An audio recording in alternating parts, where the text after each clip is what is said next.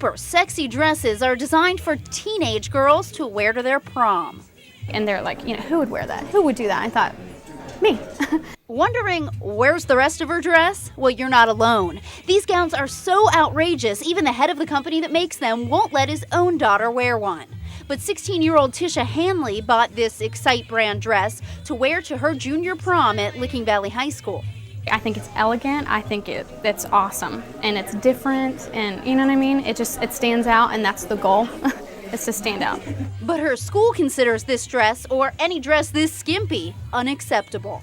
We don't want to be, correcting their dress when they come through the door at prom, but we also have to remember that it's a school setting and that we have community standards to uphold. That's why anyone who shows up at Licking Valley's prom underdressed will have to wear one of these giant t-shirts or go home.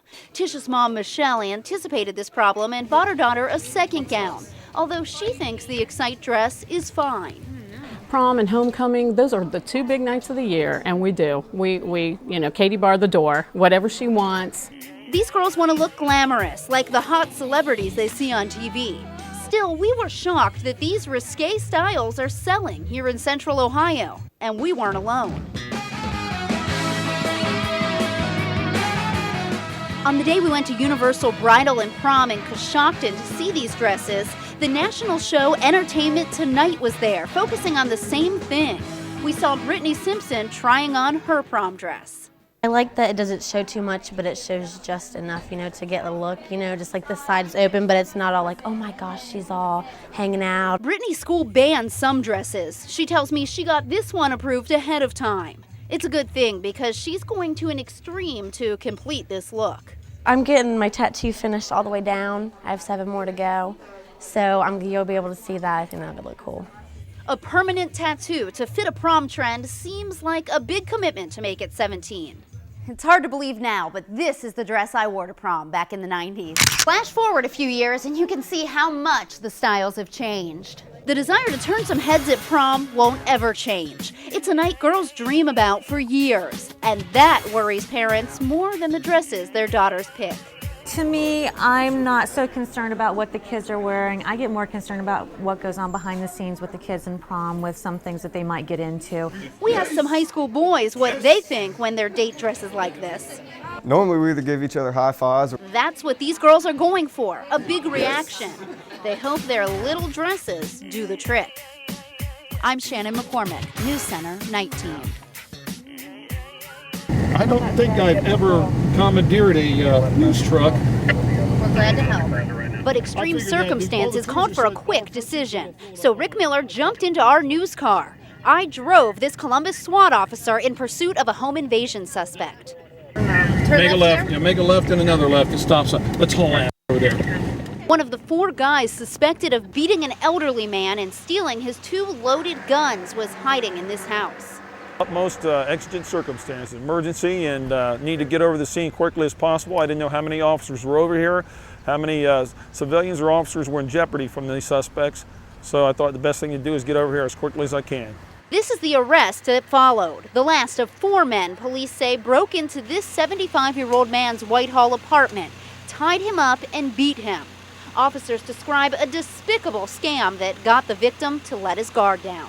They actually had some candy bars in their hand, which we see you see all the time. People selling for their schools. So asked the victim if he'd like to buy some candy bars. He said sure. He went to go get some money, and when he came back, that's when they attacked him. It didn't take long for the police to find this Avalanche they believe is the getaway car. They tell me the suspects took off running.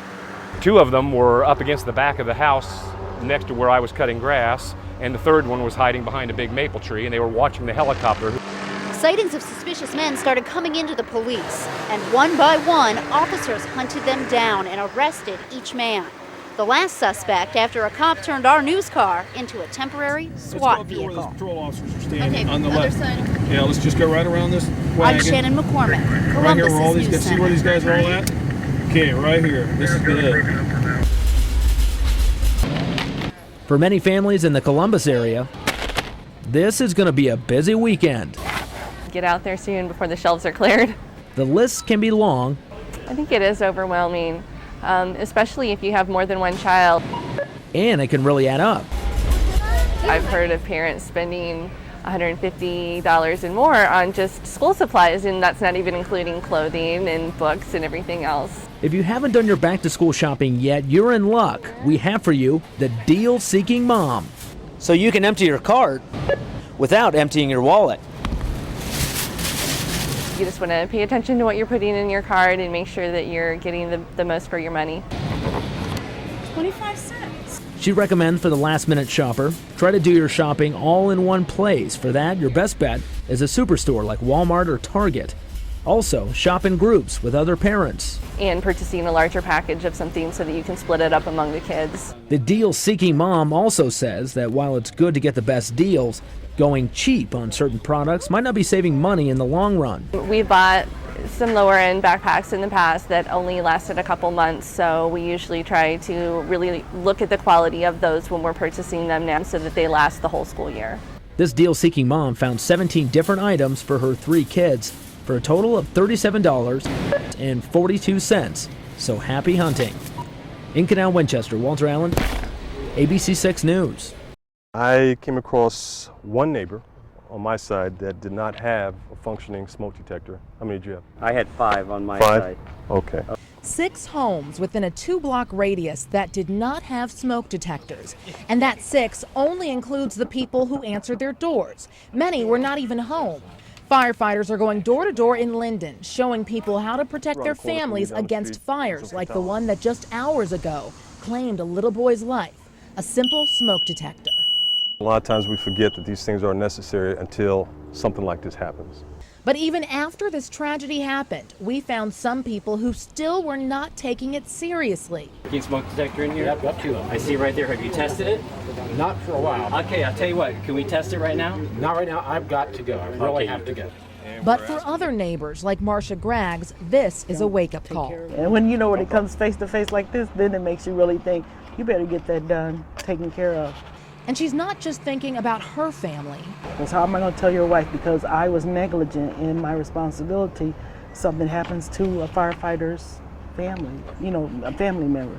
And that's exactly why she's checking her smoke detectors and preparing to install more. That's exactly what these firefighters want to see. But if it happens to your neighbor, it's like it's happening to you. People in Richwood say these flies are everywhere, in their homes, in their sheds, and out here they're taking over. The house was just black inside and outside with flies. Dan DiMatteo came home 2 weeks ago to find unwanted visitors all over his property. He can't go out in the yard without getting attacked by flies. The reason? Manure spread on neighboring farms was loaded with fly larvae. A company bought the manure from Ohio Fresh Eggs in Mount Victory and spread it here in the Richwood area. The egg farm treated the manure once with insecticide before it was sold.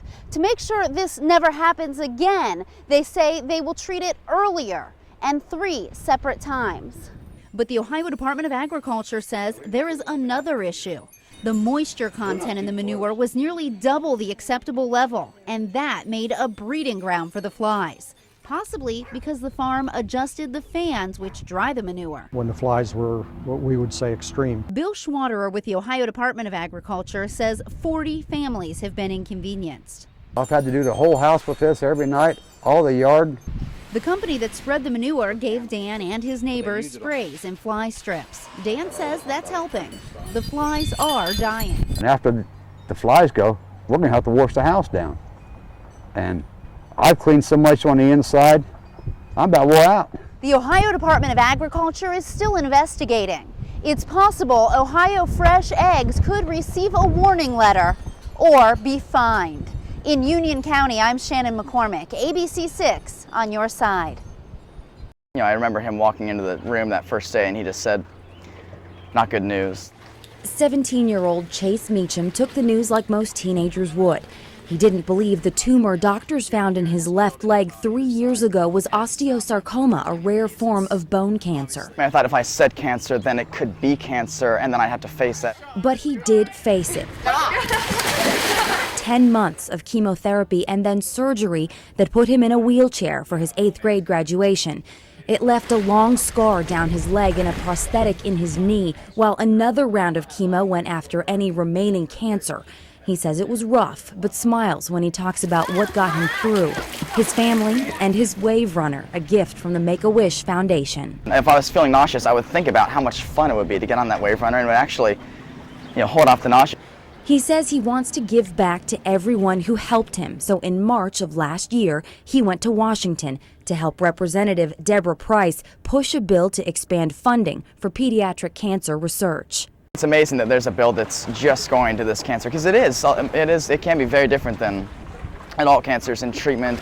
Today, Chase is in remission and has another 3.5 years to go until doctors give him the all clear.